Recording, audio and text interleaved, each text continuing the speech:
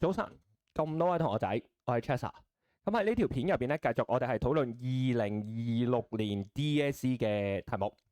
咁我哋承接翻咧上一條 video 咧，其實係講緊呢一個中國嘅問題，到底係需要做駁論定唔需要做駁論，即係 counter argument 嘅討論，同埋到底係 double side， 即係正反討論，定係唔係 double side。咁既然係咁嘅時候咧，我哋就開始理解下乜嘢叫做一果多因與兩極化啦。嗱，一果多因咧，其實咧我哋拓展成個句子咁樣去講，就係一個結果係由多個因素所組成。咁即係其實存在住兩樣嘢嘅，第一係結果，第二係原因。嗱，咁我哋可以去睇一睇呢條叫做2020年 DSE 第4題，咁都係關於一個要做駁論嘅題目，同埋第二次世界大戰 World War II 嘅題目。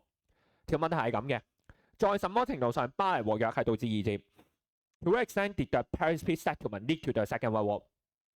嗱，我諗咧，你問10個學生咧，10個學生都會知道係啦，呢一條係要去做駁論㗎，係要做 counter argument嘅，所以我先揀出嚟咧，大家會有共識。咁但係點解大家會有個直覺就係呢一條題目要去做駁論咧？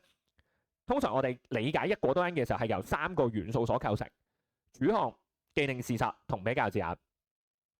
因為如一開始所講，一果多因係由一個結果由多個因素所導致。咁而喺呢一條題目上面嚟講，佢拎收咗其中一個因素，想大家去討論嘅，就叫做巴黎和約 （Paris Peace Settlement）。咁所以我哋會話有第一個構成要駁論嘅因素就係主項。咁而喺呢一條題目上面嚟講，佢就係想討論巴黎和約嘅重要性。所以黃色嘅 highlighters 我間咗巴黎和約 （Paris Peace Settlement） 就係主項啦。咁然後我哋就會有結果啦，係一個 result， 係一個 fact。咁第二次世界大戰就已經係一個結果啦，因為 Second World War 第二次世界大戰係發生喺1939年去到1945年，呢個係鐵一般嘅事實，不能夠改變嘅。例如即係時至今日都未有哆啦 A 夢吧，係咪？咁所以我哋冇時光機回到過去去改寫歷史。咁呢個係鐵一般嘅事實，所以係一個結果嚟嘅。咁就亦都係喺個 screen 入邊睇到嘅藍色嘅 highlighter。然後最後。咁我哋就有原因有結果，但係要構成佢要去做駁論，要去衡量個重要性嘅話咧，要有比較嘅字眼嘅。例如喺什麼程度 to what extent， 什麼程度咧？因為我哋可以係揀大程度或者小程度，即係 large extent 或者 small extent。咁既然係咁嘅時候，大程度係偏向同意，小程度係偏向不同意。咁所以我哋就可以去 weight 去衡量巴黎和約呢一個嘅因素係重要定唔重要啦，亦都係要求我哋去舉出其他啲因素去討論啦。因為一果啊嘛，一個結果由多個因素所導致，咁所以我哋就會寫 summary argue that 有啲人認為啦，例如可能 totalitarianism 啦，極權主義啦，appeasement policy 啦，綏靖政策啦 ，Great Depression 啦，經濟大衰退，如此類推，再去同巴黎和約 Paris Peace Settlement 去做翻一個 rebut 反駁。咁所以2020年 DSE Q4， 大家睇到條題目嘅時候係冇爭議性嘅，亦都係會好直覺我就知道啦，呢一條係要做駁論 counter argument啦。咁我哋睇完呢條題目得出嚟嘅概念係點樣咧？就係主項、既定事實同比較字眼啦。好，咁2020年都已經頗一段日子啦，係咪？當時大家都係 Form 1，咁所以我哋用一條近年少少嘅題目啦，就係2024年嘅題目啦。咁應該大家放課嘅時候。咁咧就會講華人組織同華人領袖，直至1941年對香港嘅管治有幾重要。How important were Chinese leader and organisation to the governor of Hong Kong up to 1941？ 同樣啦，我係有少少改寫啲字眼嘅，但係差唔多，因為佢原句就唔係香港管治，係香港行政 administration of Hong Kong。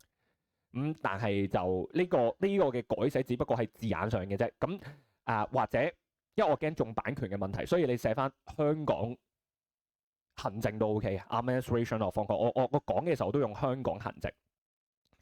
好啦，咁首先我哋會唔會有主項咧？即係黃色 highlighters 咧，係有嘅。因為華人領袖同華人組織係一個 party， 係一個勢力去 contribute 貢獻呢個香港嘅管治。咁當然香港管治其實仲有好多唔同嘅勢力去影響啦，即係我哋俗稱嘅他項。例如你可能話英資財團、怡和太古、Swire 呢啲，或者啦，你可能話哇，中國嘅社團嗰啲同鄉會、鄉親會，即係純正總會啊，同埋福建幫嗰一啲，咁都係一個 party 嚟。咁佢 marking 仲有其他咩人口 population 都算係，但係去到既定事實有冇咧？亦都有，因為 Administration of Hong Kong 香港行政其實係鐵一般嘅事實。由1841年英國人嚟到香港管治，直到佢哋1997年離開，都係有香港嘅行政。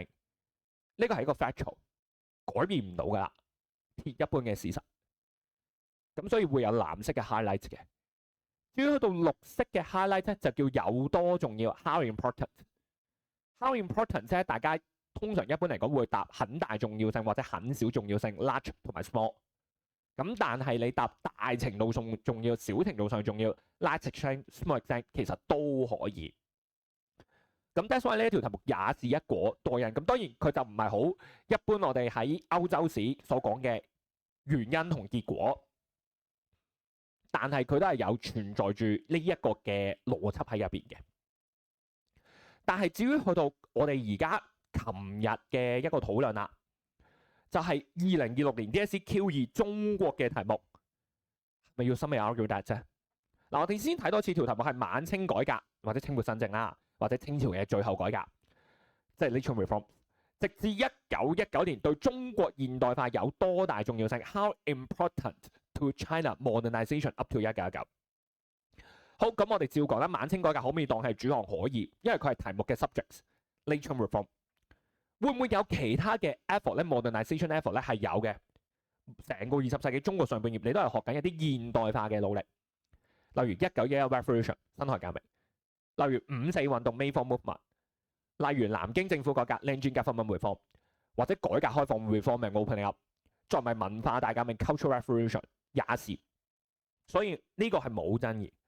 但係最大嘅問題就係藍色嘅 highlight 就係既定事實。我重新再講一次，既定事實係咩？一個好 factual 嘅嘢，冇得 argue 嘅。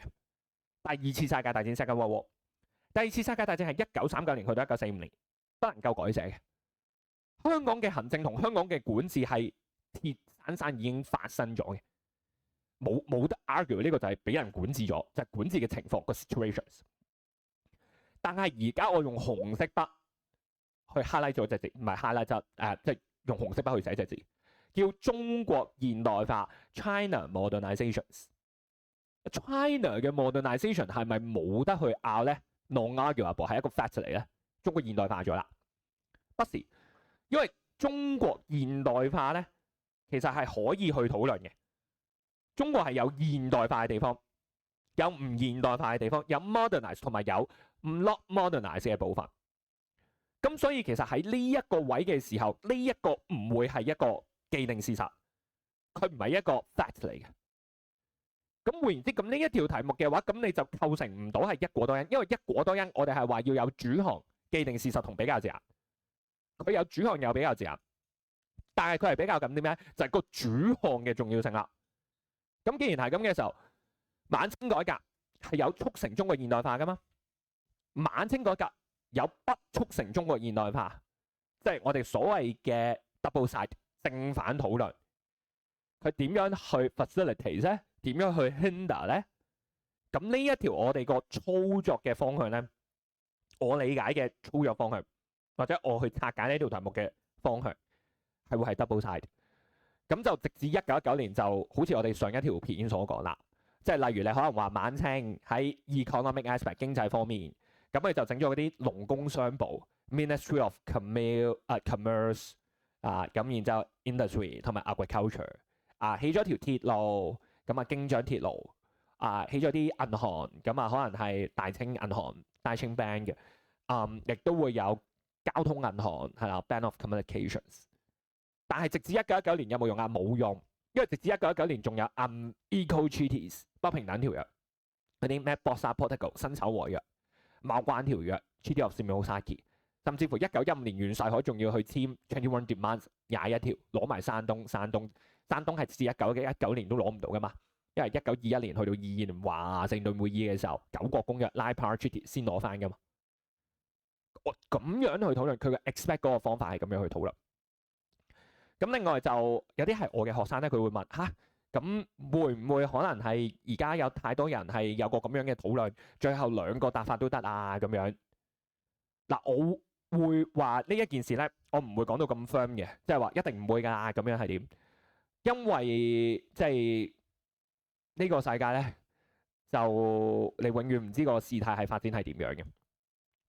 咁啊，但係我會覺得，如果佢咁樣做，接受咗兩個嘅方法咧，呢一屆過到去，下一屆、下一屆或者下一屆咧，因為你仲有3年嘅 DSE，就會變得好尷尬啦。事實上嚟講咧，係有個即係改嘅一個方向嘅。喺2024年嘅 DSE Q1C 嗰條係 DBQ 嘅題目，當時佢問咧，南京政府治下嘅中國係咪外強中剛 ，strong on the outside but weak in inside？咁啲英文好奇怪啊，咁基本上好似 Google Translate 咁樣。好啦，咁我哋一般個理解係咩咧？如果你睇中文版咧，好明白外強中剛，表同裏，表面上好勁，睇落好勁，實際上係中剛。所以我哋會同一個 aspect， 政治方面好強，政治方面好弱，經濟方面好強，睇落好強，經濟方面內裏好弱。但係為數不少英文版嘅同學仔咧 strong on the outside 咧，佢就以為 outside 係 diplomatic， 係外交方面好 strong， 即係對外啊同列強嘅互動好強。weak in the inside， 國內好快啦，即係 internal 同 external。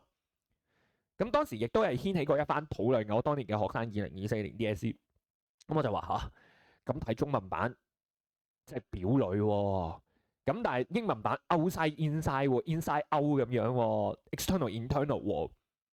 結果咧係兩個都接受嘅，係啦，兩個都接受。睇個 marking 你都會發現，會兩個都接受。咁所以嗰條咧嘅拍攝基本上咧好送分嘅，好多即係答法咧，其實佢都係接受嘅。咁但係如果你擺到去 essay 呢一個位，咁當然啦，嚟緊有課程改革啦，嚟緊又會有一個新嘅評核準則啦。我哋暫時未知道即係實際上嘅問法係點樣啦。咁如果佢真係兩個都接受嘅話咧，我覺得呢件事唔出奇嘅，有可能會發生嘅，費事大家有個爭吵或者爭議。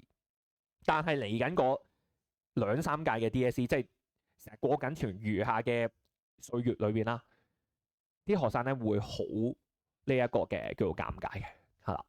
咁以上就係我對一果多因同兩極化同埋呢個作答嘅方向啦，同埋技巧啦嘅一啲見解啦。其實咧，我覺得讀歷史科咧好有趣嘅，對比起其他科上面嚟講，往年啦，或者係考完試之後啦，唔好話 DSE 啊，就算平時我哋有陣時考完試啦，亦都可能係做完測驗啦，係會有唔同嘅答法嘅，結構都唔同。即係我唔係戴頭盔，有陣時有啲答法咧係兩種都得嘅。但係我想係講呢一個討論嘅氛圍咧，係好 history 之後先至會有。即係唔似好似理科啊，或者係其他嘅文科咁樣，好一錘定音，我哋講好咗，哦，個答法就係咁樣嘅啦。而呢一啲嘅討論嘅風氣咧，係好難得，亦都係覺得好好。喺呢件事我自己都得益唔少嘅，係啦。咁都喺度 renew 一下我嘅作答技巧會唔會有錯啊咁樣。咁歷史科即係好多人考完 DSE 之後就開始發表自己對歷史嘅一啲感受同埋覺悟啊。咁可能我哋讀文科就係咁樣。